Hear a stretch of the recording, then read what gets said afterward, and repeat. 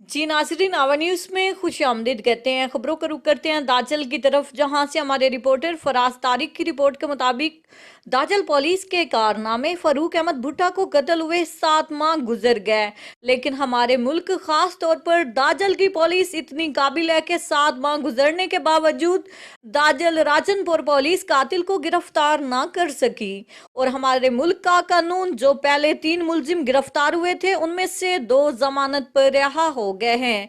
लानत है ऐसे कानून पर जो कि अमीर के लिए अलग और गरीब के लिए अलग हो। अभी मरहूम की मिट्टी भी खुश्क नहीं हुई और उनके कातिल के साथियों को पहले ही आजाद कर दिया, जबकि मेन मुल्जिम भी दाजल की नाअहल पुलिस अभी तक गिरफ्तार ना कर सकी और उनके साथी भी आज़ाद हो गए।